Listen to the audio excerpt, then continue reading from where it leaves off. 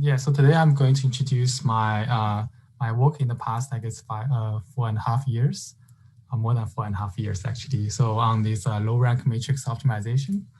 So the first work, the semi-definite programming with low-rank solution. So I will describe an algorithm that, like for solving this problem called the CSSDP. So CS here means for complementary slackness. This is really a work with my advisor, Madeline Yodel. The second work is called Statistical Low-Rank Matrix Recovery, where I will introduce an algorithm called AVPG. So AV stands for averaging. So it's really averaging project gradient method for solving optimization problem like of this form. So we have certain loss function and the low rank constraints and some additional regularization constraint.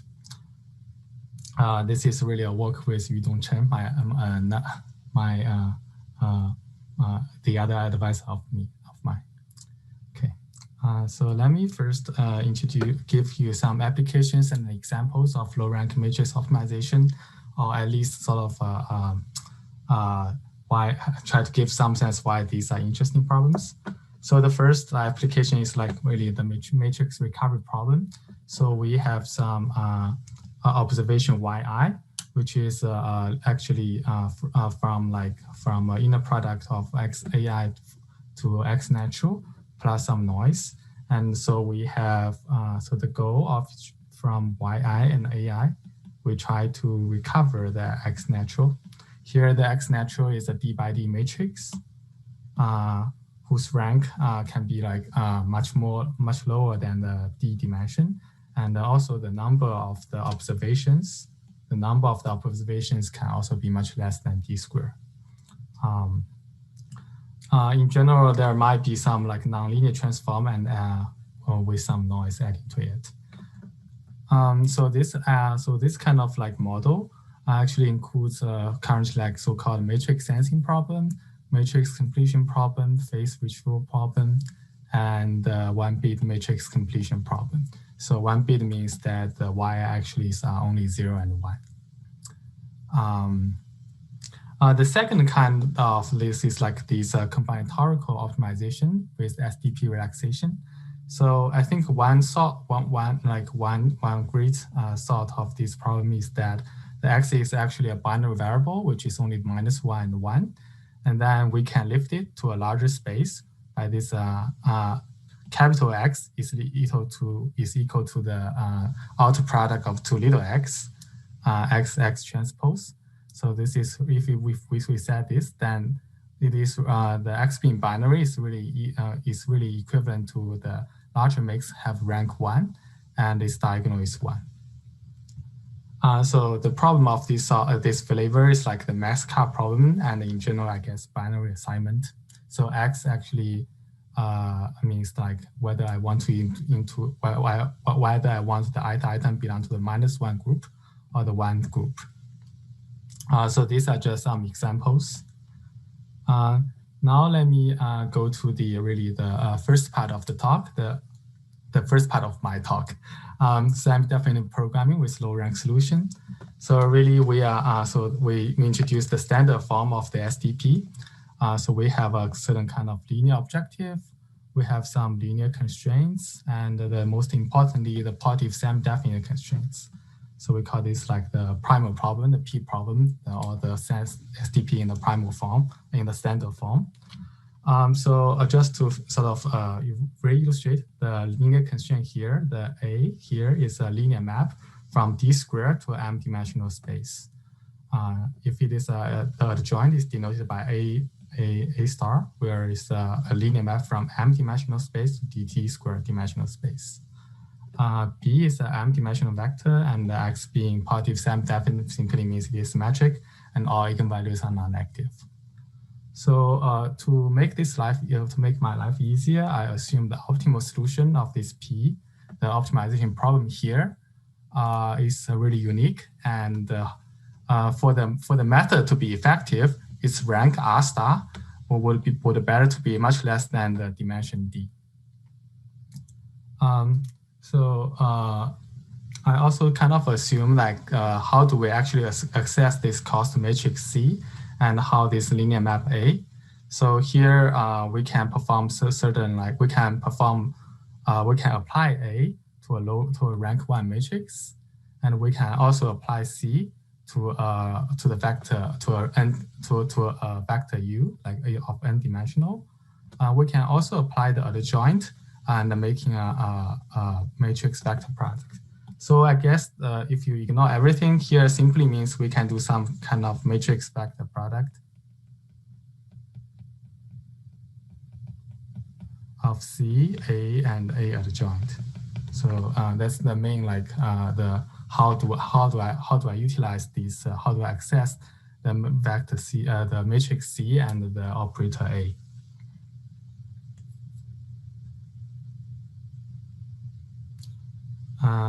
Let me give an overview of the past work or the computational complexity of solving these primal problem here. So primal problem here.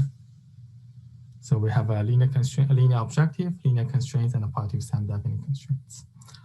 So if we use, I assume the number of constraints is on the order D, or actually O2 D. So it has some logarithmic terms. Then the interior point method or interior point based method in general, I guess the most recent results is the time per iteration is D to the 3.5. And this is a result by In-Tai Li from the University of Washington. He corrected me.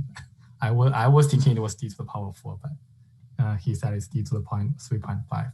Anyway, the space is usually D. So D to 3.5, I guess it's really, I'm not really sure about the reason, but mainly it's you need to invert a large hash. You need to invert a large hash matrix, which I think is actually in the worst case, it will be D to the 6. But because I think people are smart, they can reduce to D to the 3.5. The space complexity is is D square, which is due to mainly storing the decision variable X itself, which is a D square matrix. We can also use first order method, where its per iteration also costs D square, D to the cube, which is mainly due to I think eigenvalue decomposition of a D square matrix, and the space is again D square due to the storing of this X variable, which is of a D square dimension. So now I want to introduce my work. So my work with Uvester, Xavier, Chop, and my advisor Melanie Udell. So we try to develop an algorithm in terms of time. I mean per iteration really. It's m plus the d times r to the cube. So here is really we are doing some kind of small eigenvalue decomposition, but for an r star times r star matrix. And the space, because it's we use d times r plus m that many space. So we are so there seems to be, so there is actually, we're only storing r times d plus the m number many levels. So this m is some kind of dual variable, and this is a factor form. R times d is a factor form of the primal matrix. So I just want to explain where these numbers comes from. The convergence rate is 1 over the epsilon square, kind of slow. So later work with Ben Grimmer, we developed an algorithm of similar time and space complexity, but have a better convergence rate. The convergence rate is actually linear on the actually the same set of assumptions. So just as a comparison for the previous method, if we think the R star is actually a constant, then the method is somehow actually linear scale with the side dimension D. Well, actually in the previous work, there's some kind of, it's super linear in terms of the dimension D.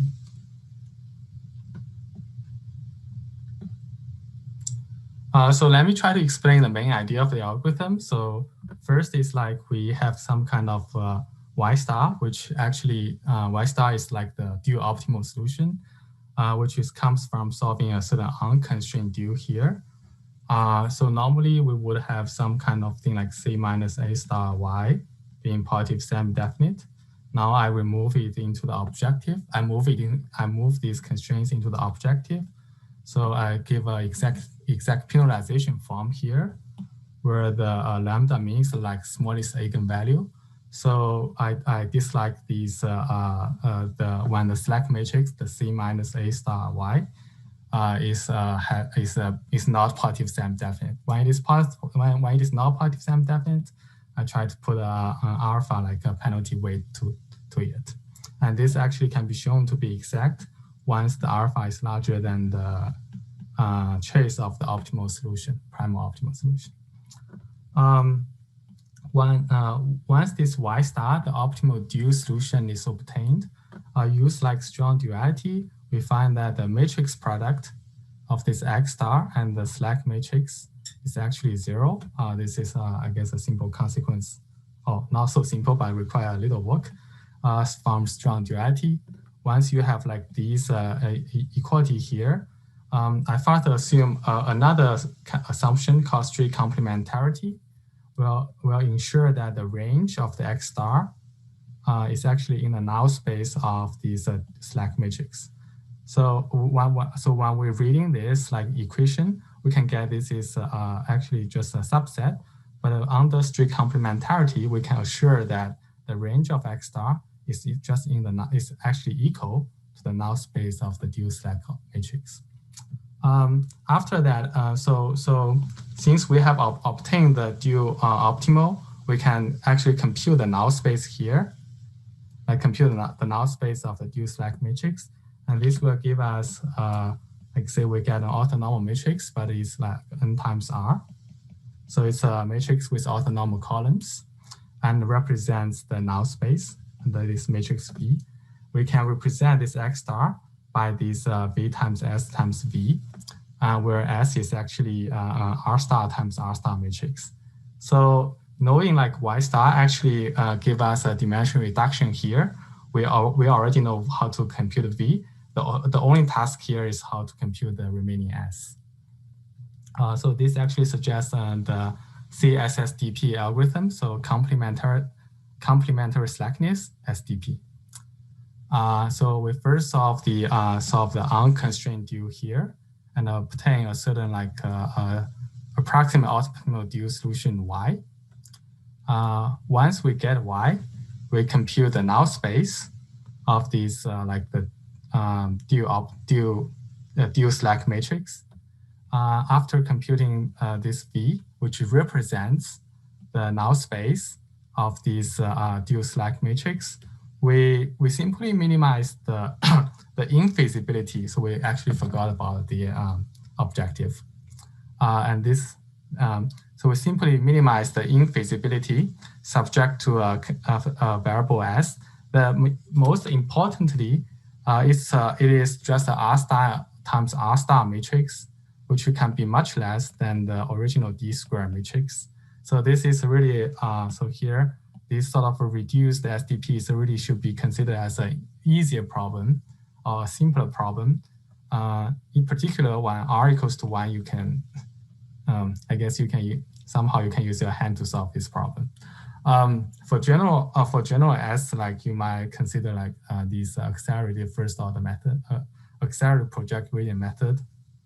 So I will put a square here, make the objective smooth. In any case, this problem is a problem with like a small decision variable should be considered as easier to solve. And the way solving it will give this usually involves some small eigenvalue decomposition. So small means like the R star times R star matrix. Yeah, so the CSSDP really consists of 3 steps. The first step is solve an unconstrained dual of this form, this problem here. Then after obtain the approximate dual solution, we compute the null space V of the dual slack matrix, a representation of that. Finally, we do a primal recovery by minimizing the minimizing the infeasibility infeasibility of the linear constraints. So recall the original linear constraints was AX equal to B. Here we simply try to minimize the linear infeasibility. So this is like, and this is the so-called complementary slackness SDP. The main idea is that we can write the primal solution as a factor form from the using the dual information here. Yeah, so this kind of concludes the first part, semi-definite programming with low rank solution. So computationally here I develop a CSSDP algorithm, which use like D times R plus M storage, and the time per iteration complexity is D times R plus M plus some kind of R star to the cube. So I didn't really explain the detail of this, but this can be actually verified, not too hard. Actually, not just computationally, in the past, I have also done some work try to ensure that the SDP here is of like a good conditioning. I try to identify some conditions that are actually and verify them in some when the ABC are under certain probability distributions. So they are, which are more related to these their real applications. Yeah, so this concludes the first part. Let me now start the second part of my talk, statistical low-rank matrix recovery. So really here, we try to minimize a certain loss. We are doing some machine learning task. So we have certain loss function, and we have a rank constraints, and X also belongs to certain set C. So you should consider this C to be convex and compact. And this is some bonus constraints in some sense, and try to further reduce the complexity of the problem. Here, the loss is really should be considered as a convex negative log likelihood of my observation model. So since I assume it is convex, it is actually my y in some sense has to belong to a certain exponential family. The goal here is try to recover the X natural using this optimization problem. We will assume that the rank of the optimal solution is R natural is much less than the dimension of the underlying problem. So the goal here is try to use M and try to see develop actually is using M and its algorithm for solving M with the assumption that the underlying ground truth, the X natural, the X sharp, the X natural has a rank R natural that is much less than the D.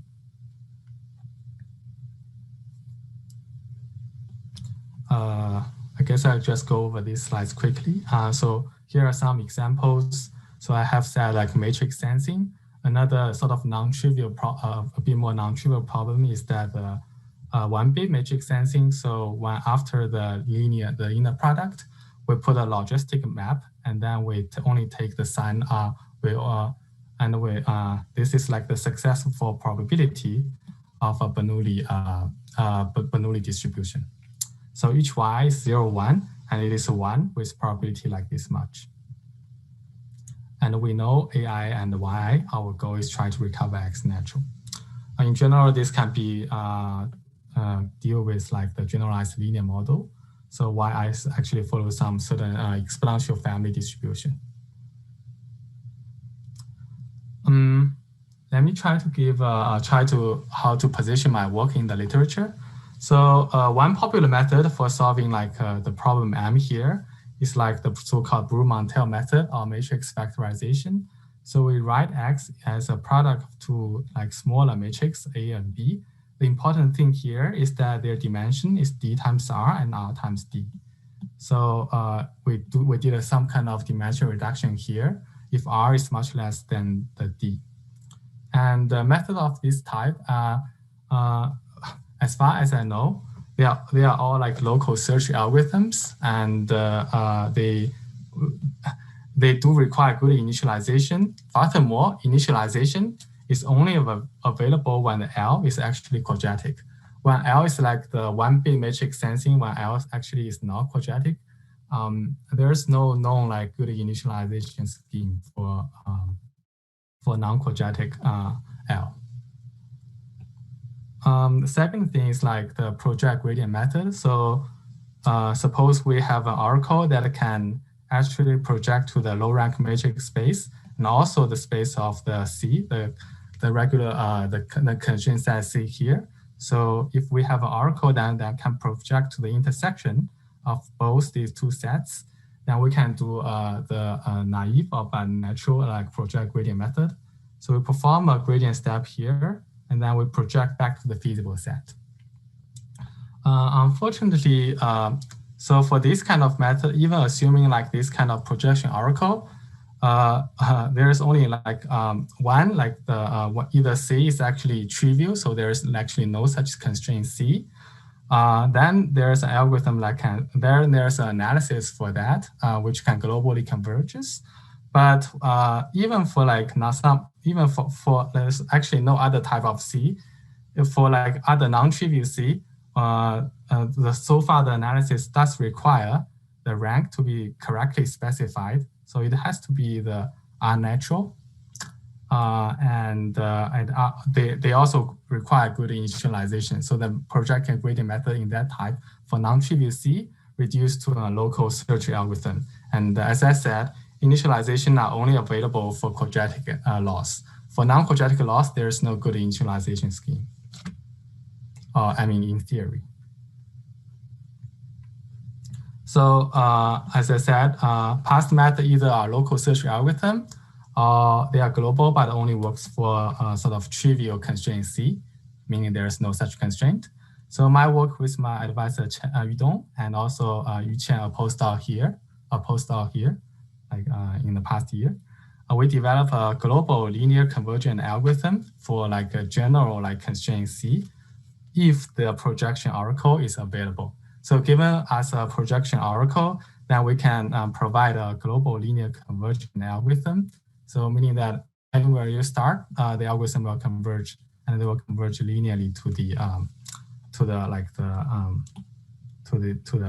X natural. And the method is called averaging project gradient. So it's actually very related to project gradient, but we did an extra averaging step, which actually helps the analysis. Now let me try to explain the main idea. So really the main idea is simply we try to averaging the iterates and analyzing from the objective. This is, I guess, more like most of the, when we do first order analysis, we usually start from the objective. So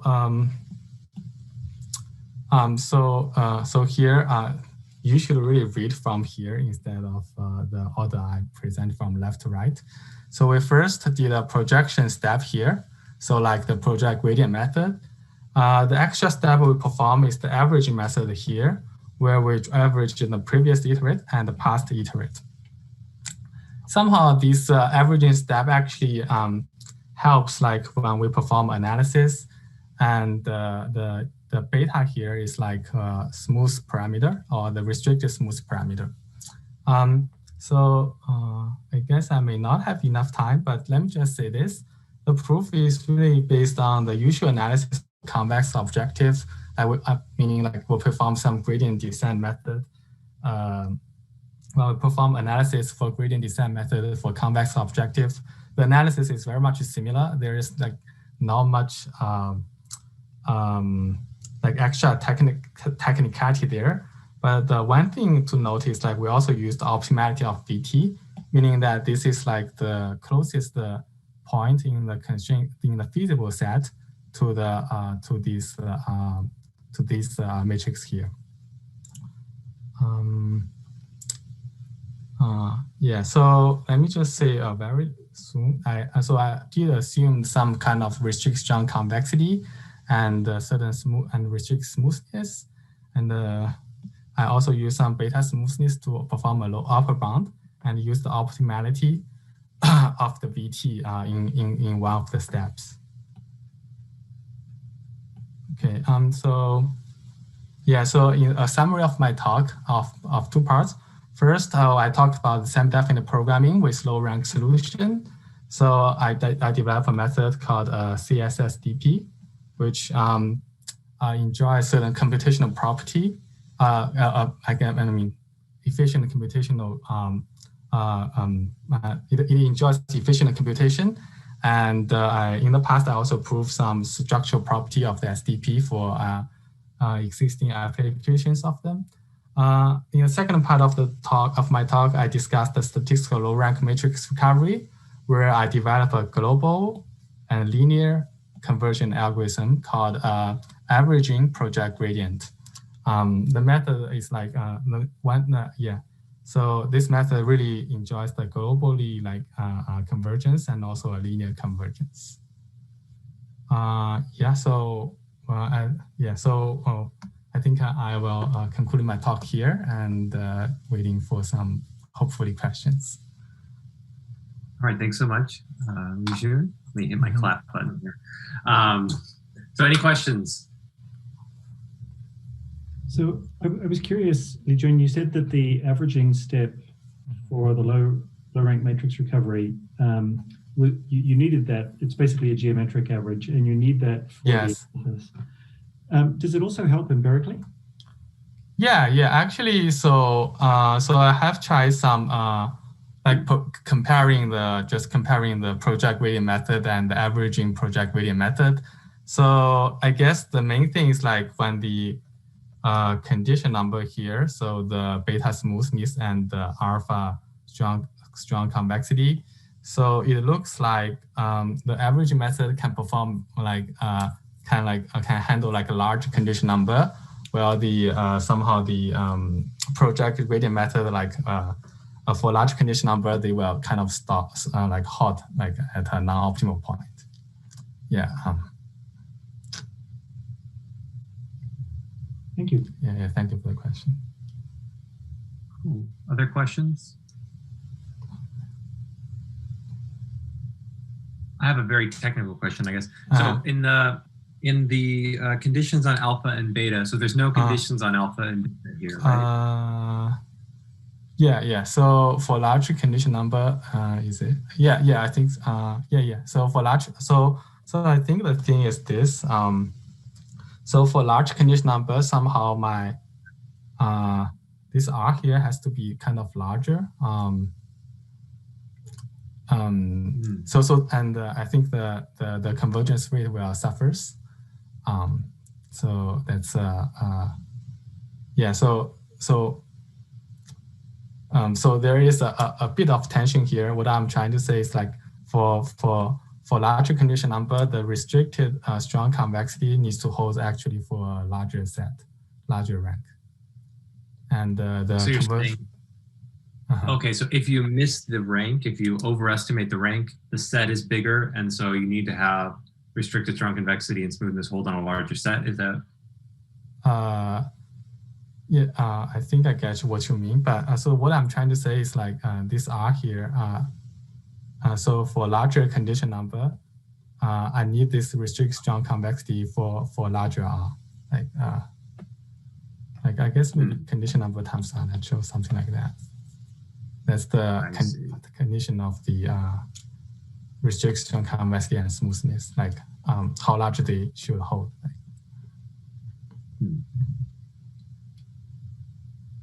Okay, other questions? If not, I have one more. So were you able to handle the 1-bit matrix sensing case that you mentioned? So I think, let me say this. So the thing is that, so I have said, like, I assume like the projection oracle. The projection oracle is not that, cannot like theoretically implemented efficiently. It cannot be theoretically like to be implemented like in the, efficiently, like with, let's say, d to the cube, like that thing. With the complexity is very complicated. That because we need to project to the infinity bulk constraints and the certain rank constraints. So I see. So the computation itself is not that easy for the projection oracle. But I guess heuristically, I tried many like replacement, they all works well. Yeah. As usual. Yeah, I understand. Okay, so fantastic. All right, well, thank you so much, Lijun. So let's give him another round of applause virtually. Thank you. And so next up, Angela will be talking about robust personalization from observational data. So go ahead and take it. Great. So I've been working on methods for what I like to call effective and credible data-driven decision-making. And what I mean by effectiveness is that a lot of my work is in the realm of causal inference. So thinking about settings where actually our decisions have unknown effects a priori, but by using causal inference, we're able to provide guarantees on the effects of the decisions that we make. But in particular, a lot of my methodological focus is on robustness. So on the one hand, invoking a lot of these methods for causal inference and econometrics essentially are going to introduce additional assumptions in order to be able to report statistical estimates or so on from essentially incomplete data. And so a lot of the methodological focus is going to be on delivering methodology that is robust to practical violations of these assumptions. So I'll be talking today about the practical problem of unobserved confounding. But first, I want to walk through the original problem of interest for personalized decision-making from observational data before I introduce unobserved confounders and motivate why we want to solve this problem in the first place. So this problem is sometimes known as off-policy policy learning from observational data or batch learning from banded feedback. And the setting to have in mind is that we have what is called a large observational data set from historical interactions of individuals associated with some covariate, some historical treatment decision, and recorded outcomes of treatments that were historically administered. And so the causal inference challenge is that we only observe outcomes for the treatments that were historically administered. So for every individual, I only ever observe their outcome for one pill or another if I actually give them that pill. And this leads to a fundamental missingness problem, and is sometimes called the fundamental theorem of causal inference. So to kind of put this problem of personalization in context, I want to kind of contrast to the historical paradigm of causal inference, which is on the left.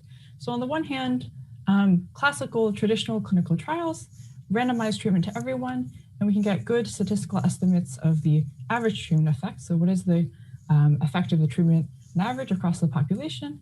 And that informs an optimal decision to treat everyone or to treat no one. And so one major shift in perspective is that we're particularly interested in a setting with heterogeneous treatment effects. So if individuals actually respond differently to different treatments, then we can improve our decision theoretic guarantees by actually developing treatment rules that are tailored to assign treatments to individuals based on which treatment is going to be best for them. So the goal ultimately is going to be learn a personalized decision rule, which is this cartoon in the middle. It's a personalized decision tree for an individual to essentially classify individuals into which treatment they should receive. And so one last comparison point that I hope will illustrate the specific challenges of this problem is that, on the other hand, we could imagine some kind of oracle data set. So if we were given some data set and we actually knew which treatment was better for which individual, on the other hand, there's no causal issue here. We could just run a classification algorithm and recover this personalized decision tree. So the challenge is precisely that we don't actually observe all of the outcomes associated with every individual. There's statistical confounding that generated the underlying data, so we can't just ignore this missingness pattern. So returning to the medical example, treatment may be administered to patients because doctors thought they're worse off to begin with. And then it may appear that this medication kind of introduces harm for individuals overall, but that's because of the historical association between outcomes, treatments, and covariates, rather than a kind of clean treatment effect of the decision itself. So far I've described a lot of challenges where there's a lot of recent interest in incorporating machine learning and causal inference. And just to close out the introduction, I'll highlight the specific challenge of unobserved confounders, which are quite common in everyday practice. So for the observational data set, imagine that the decisions are coming from either individual level decisions or doctors taking account into additional information. So what is an unobserved confounder? It's some kind of omitted variable, such as the individual health consciousness of an individual that affects both the treatment and the outcome variable. And so if we don't allow for the possibility of unobserved confounders, where there's always the challenge that possibly the difference in outcomes in people of different treatment groups is being driven by imbalances in the unobserved confounder. So essentially, the motivation is that there's been a lot of development for learning these personalized decision rules. All of that work prior to this had assumed unconfoundedness, and so, or that there are no unobserved confounders. And so essentially, this is only true if our data comes from like a bona fide RCT, if we know the data is randomized. In contrast, when we're working with passively collected transactional data, which is more of the universe of real world practical data sets, there's always some concern of unobserved confounding, but maybe we can bracket how much unobserved confounding we believe there could be. And the idea is that we're collecting more and more data, and so we should be accounting for more and more confounders. And so the goal of this work is to develop a methodological framework in order to provide robust control. And some of the key questions will be establishing some of the computational and statistical characteristics of such a framework.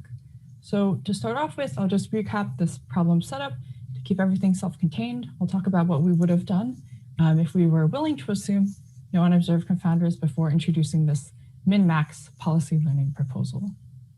So to formalize this problem setup, I'm going to assume the observational data set comprises of observations of these triples of information about a population of individuals. So there are pre-treatment covariates X, observed treatment, which can be discrete, and the observed loss outcomes Y.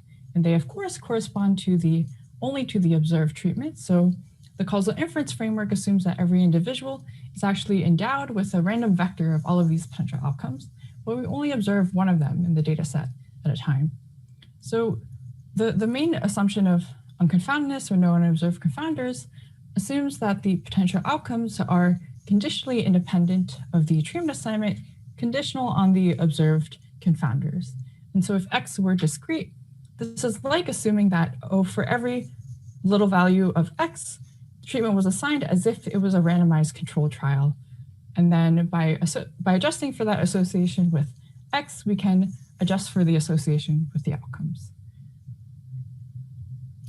So in terms of personalization, again, assuming unconfoundedness, the kind of key object of interest is the conditional expectation of the difference in potential outcomes associated with the individual. That's a individual level personalized causal effect. And this could be estimated by, for example, running a non-parametric regression in the treated and untreated population and simply taking differences. That's not the most sophisticated way to learn such a personalized estimate, but it's consistent, again, assuming unconfoundedness holds. And then we can recognize that even the classical or traditional estimates are really averages of these kinds of covariate conditional effects, taking averages over the population. So I mentioned the specific interest in ultimately delivering a decision rule. And so this policy learning approach specifies functional restrictions on the decision rule as a mapping from covariates to some probability for treatment. So think about it as a probabilistic classifier for ultimately classifying an individual's treatment. But it's going to be very important that this decision rule is of restricted functional complexity relative to a rule that can assign arbitrarily across covariates. And so the value of a policy is going to be V of pi. And so it's the population expectation of the treatments that would be induced under such a policy assignment pi, taking expectations over the outcomes for that treatment. And later on, I'm going to focus on a policy regret notion. So taking the differences between a personalized policy pi and a baseline policy pi naught. And this will interact with once we introduce robustness. So the kind of key statistical, so one observation is that what really matters is essentially how unobserved confounding comes into the statistical estimation of this policy value. And I'm going to focus on a class of estimators called inverse propensity weighting-based approaches. And this is a family of non-parametric approaches that essentially introduces this nuisance estimation of the probability of treatment assignment given all of the confounders that generated the data. So it's a very classical result in causal inference that this function is the kind of sufficient information of the data to condition on in order to recover a causal effect. And this inverse propensity weighted estimator essentially uses importance sampling by this propensity score to reweight the treatment conditional or biased population to the unconditional population measure. And so this idea is quite classical. It's importance sampling. Again, there's a lot of other sophisticated approaches that improve based on variance reduction, but we're essentially going to start with this approach and robustify it. Okay, so I'll introduce sensitivity analysis, which is a kind of way of doing this robustness analysis and causal inference. And essentially, we're going to identify what statisticians have done as a form of robust optimization. And then we're going to consider min-max optimization over that. And so this is a very non-parametric robustness approach to the problem. And so, as I mentioned, what really mattered were these true propensities as a function of all of the confounders. Again, I'm assuming that U is unobserved, but X is observed. And there was this observation that what really matters is not recovering all of the high dimensional interactions between X, U, T, and Y, but rather what is the effect of realizations on U on what goes into the statistical estimator. So I'll call this true inverse propensity function W star. And I can further focus on a variance reduced estimator of the regret. So I know that because this inverse weight function W star is the inverse of a probability, within each treatment compartment, it has known expectation.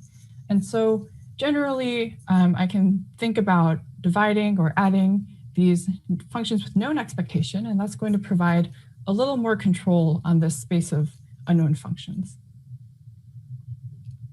Okay, so the classical sensitivity analysis and causal inference would posit that the odds ratio of selection into treatment under the full information propensity score versus the marginal propensity score is uniformly bounded by some parameter gamma. And so even though I don't know the true full information probability, I can always estimate the probability of treatment assignment conditional on just my observed confounders X. That's simply insufficient to recover the function that would completely debias my data. But it's reasonable to place restrictions on how much more informative the unobserved confounding can be about selection to treatment relative to what I've already observed. So that's the key logic behind this kind of assumption. And so a choice of gamma is going to restrict the true W star relative to some known quantity W tilde. And so, of course, from an optimization point of view, we can recognize this as having some kind of implications for these weight functions associated with the estimate, namely that they live in some kind of point-wise interval bounds that can vary for every data point. So the key methodological proposal is that for a fixed policy pi, for some choice of gamma, I can evaluate what is the estimated worst case regret of the policy by simply optimizing the statistical estimator over the set of weights corresponding to the sensitivity model. Again, I'm mostly interested in a personalized decision rule at the end of this.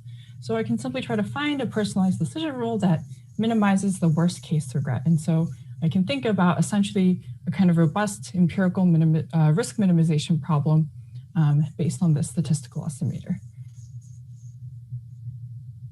Okay, so I said that's the proposal. I'll talk a little bit about how we do it with attention to the interaction between the algorithms and guarantees. So the proposal is to solve this optimization problem. It's non-convex, but we can do a little bit of reformulation to improve some properties. So for a fixed policy, the worst case subproblem is a linear fractional program. So there's a very classical reformulation that we can do. We can go a little further. So we can actually solve this linear program algorithmically by a sorting-based procedure. So this isn't really of independent interest. So I just want to highlight some implications. First is that we can interpret the robust solution to this problem. All the weights are going to take on their upper bound below some index and the lower bound below. And that can kind of motivate further iteration to refine this uncertainty set if we don't believe that the unobserved confounding could affect every individual in such an extreme way. So that's a modeling implication. But the second implication is more statistical, namely that the optimal solution does is more highly structured than just an arbitrary optimization solution. And that will be quite important for some of the convergence analysis later on. And so in terms of, again, actually doing this optimization, we're not going to make a lot of advancements on this front. There's essentially two kinds of policy parameterizations. The first of which, the policy could be differentiable, and then we kind of take a template that is quite common in robust machine learning, where we simply solve the inner subproblem to full optimality, and we're just kind of doing subgradient method on the worst case solution. But this is a kind of empirical heuristic, and it won't converge globally. On the other hand, we can think about policy parameterizations that are specified by integer programming, so mixed integer programs for that kind of sparse decision tree. And we'll recover a formulation if we dualize this that is linear in the policy variables. There's probably more algorithmic work to do to make this more computationally tractable. In terms of the guarantees, there's two categories of guarantees, and we will essentially pursue finite sample generalization guarantees on the out-of-sample decision risk that we would incur if we implemented the sample optimal personalized decision rule on a fresh population. And the analysis will follow quite closely, essentially uniform convergence analysis for machine learning. And so that's why there's been this insistence that the policy is some classifier and so on. So the first guarantee is a bit more decision theoretic because it will allow for interpreting the optimization output as evidence of improvement. The second is more statistical because it talks about the rate at which the sample optimal policy converges to the population optimal policy, but it doesn't really comment on the quality of either policy. So for this first improvement guarantee, there are some assumptions that are fairly standard in the machine learning literature. The main assumption is that the true weights lie in the set that I'm optimizing over, so that the robustness set is well specified.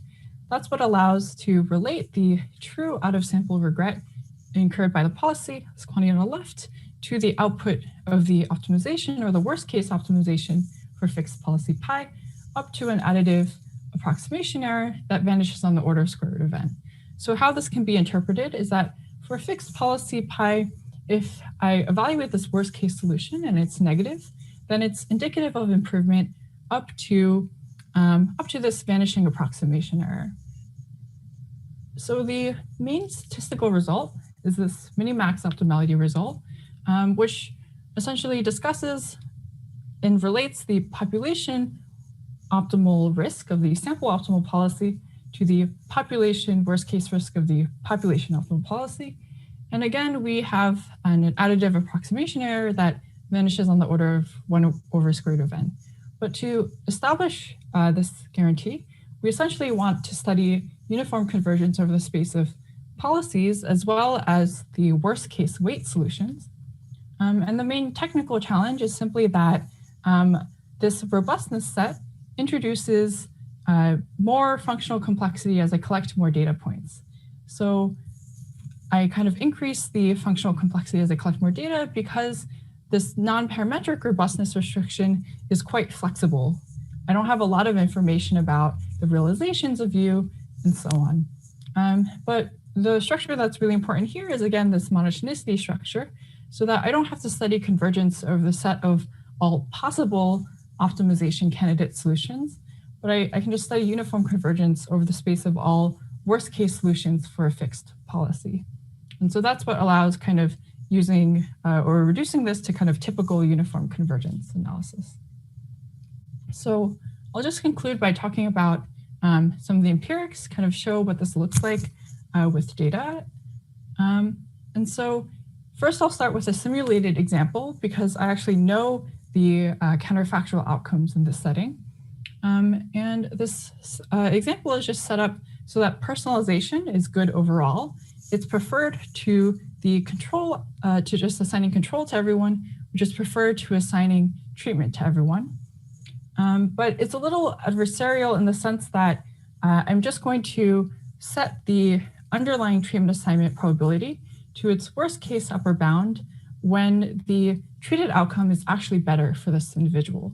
So what that means is that I'm going to generate a data set that is going to make treatment look better overall. So in this comparison, what I'm doing is for these robust curves, in blue is the robust approach with a logistic parameterization. As I increase the uncertainty parameter, I'm becoming more and more robust. In terms of a comparison point, some of the baselines are the estimator, but without any robustness. So that's the typical inverse propensity weighted based estimator, or essentially an approach based on regression estimation. But both of these baselines assume that unconfoundedness is true. Again, I generated this data set where treatment looked artificially better, and so they tend to overtreat everyone, and that's why they achieve bad regret against control. So the y-axis shows the policy of regret against control, and lower is better because we're reducing losses. So what happens is that for small values of the uncertainty parameter, the set that we're optimizing over is not so wide. And of course, our performance tracks that of the non-robust version. As we increase the uncertainty parameter, we're only personalizing in regions that would be guaranteed of improvement, regardless of that extent of unobserved confounding. But as we kind of overspecify this robustness parameter, what happens is that we're becoming overly conservative, and we're really restricting attention to who gets treated until we're really not treating anyone at all. And so in a sense, this choice of the baseline policy also governs some of the conservativeness and in what direction the approach will tend towards if we overspecify the robustness parameter. Okay, so that was a simulated example where I know all of the outcomes. And now I'll talk about what we can show about real data. And so there's this very famous parallel observational study and clinical trial. And it's very famous because we have a very dramatic reversal in treatment effects between this observational study, which asked 50,000 women if they chose the selective treatment hormone replacement therapy from their doctor versus a parallel clinical trial. And so the observational study makes hormone replacement therapy actually look helpful, but the clinical trial actually had to be stopped early because there was an increased incidence of heart attacks. And so this is kind of very salient because we have a parallel, we have these parallel studies, and so it shows what are some of the downfalls of prematurely making decisions based on observational data. So we're going to consider some simplifications, but use this same real world data. We'll look at blood pressure instead of heart attacks because heart attacks are thankfully rare, but that's more variance. But we still have a kind of treatment effect reversal. And so the last semi-synthetic part is that I'm just going to change the underlying decision risk profiles by generating new data sets that include a treatment effect bonus for every lambda. And so then I'm going to train the policies on the observational data, and I'll evaluate them out of sample on a clinical trial. And again, I don't know what are the true realizations for every individual under different treatments, but I can estimate them on statistically clean randomized controlled trial data. And so I'll show the results for all of these different values of the bonus, but I'll just mention what each comparison means. So the blue line is the robust version. Red is inverse propensity weighting. The gap between red and blue is indicative of safety because we're not over-personalizing, whereas the gap between blue and the dashed zero line is about improvement, which says that the robust approach is still able to personalize in regions that achieve improvement. And so the overall story is that of safety. Perhaps there's not so much improvement that can be found in the data, but for reasonable ranges of gamma, we can still recover regions of improvement. But the kind of overall message is to encourage being realistic about these violations of assumptions, developing methods that can recover information by being realistic about these assumptions. So I'll conclude there.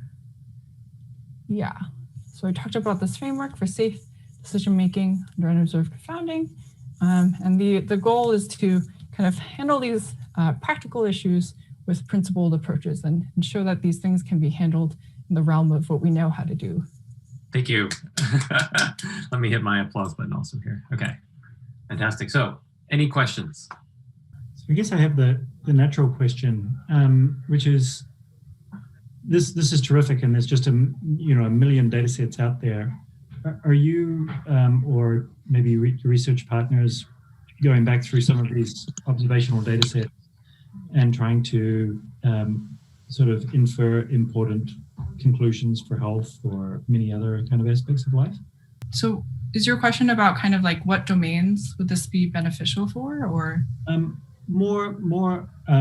think I can see that this is beneficial in just a host of domains. And I'm wondering if you're pursuing any of those as part of your research portfolio.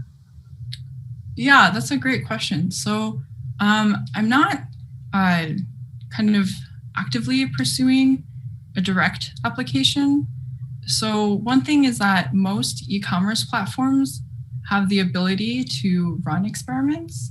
But that does motivate a different question, kind of like how to combine offline data with some amount of online data, which is related but different. But that would be a kind of more practically applicable question to pursue in that direction. For healthcare, it tends to be some. So I talk to different people in different areas. And for example, in cancer, there's more of this personalized treatment that is possible, but it tends to be kind of like very individual researcher driven in terms of who has built up the clinical collaborations in like an opportunistic enough area where one can achieve benefit. And there's a lot of other challenges. And I think the main challenge is that it's really hard to tell doctors what to do. So I said that this decision first approach has nice guarantees, good statistical guarantees, but this approach of being like, I will tell you what is the optimal decision versus I will give you a prediction of the outcomes of these different decisions, and I'll let the doctor do something else with them. That's a kind of first order application specific challenge. Even though this may have nice statistical properties, it's just really hard to actually tell doctors to change their treatment decisions. How would you, how do you break through that kind of doctor blockade, I guess? Clinical collaborators to kind of identify nice opportunities. So for example, David Sontag's group has identified like a urinary tract infection clinical vertical where all of the outcomes are observed. And so they have that special domain level structure that gives them a little bit extra and so on. It's also things like, if you talk to people about the applicability of reinforcement learning in healthcare, the person at the Duke Hospital says, we can do reinforcement learning if we figure out what order in which to give lab tests, which is a very different strategy than the kind of average machine learning paper, which is like, let's change the treatment decision first. But it's kind of this like strategic navigation of like, where are the opportunities to like show beneficial impacts and kind of chip away towards deployment, I think. That's just my inferring from what people are doing. Yeah, but one thing that I've sort of been trying to understand is how one introduces reinforcement learning kind of ideas into pretty critical decision making, and nobody wants to go through that experimental phase at the start. Is there a kind of an analogous problem that you face? In terms of no one wants to like deploy like this, there's no like smooth way to make improvements? No, I mean, if you think about just a traditional reinforcement learning kind of setup, and I know you're looking at a different context, but if you're just in that traditional setup, the initial decisions that come out of any kind of initial policy are awful. They're basically random, and only over time does the reinforcement learning policy sort of develop that skill. And I think that's why a lot of the people in machine learning for healthcare are much more optimistic about like methods to have clinicians debug rules rather than these statistical approaches. So I guess to be like upfront, I talked about this kind of approach with Finale Doshi-Velez, who works a lot with clinicians and so on. And she's very skeptical that my advances can really make the improvements that would lead to deployment, because so her agenda is much more about interpretability, getting clinicians to kind of manually debug these trajectories and so on, and kind of develop methods to kind of handle some of these face validity issues that you're talking about with the reinforcement learning policies. And so that's a kind of like parallel issue, but they are really first order considerations for incorporating these decisions. Thank you. So it seems like there are sort of low barriers to using these ideas in maybe kind of e-commerce kind of areas, but maybe other challenges to overcome for things like healthcare. Yeah, thank you. Yeah, and Yeah, thanks very much. So I guess let's thank Angela again. Wait, it's always so weird to do that. And yeah, so thank you so much for coming to speak, both Angela and Lijun. Great hearing what you were working on these past 5 years.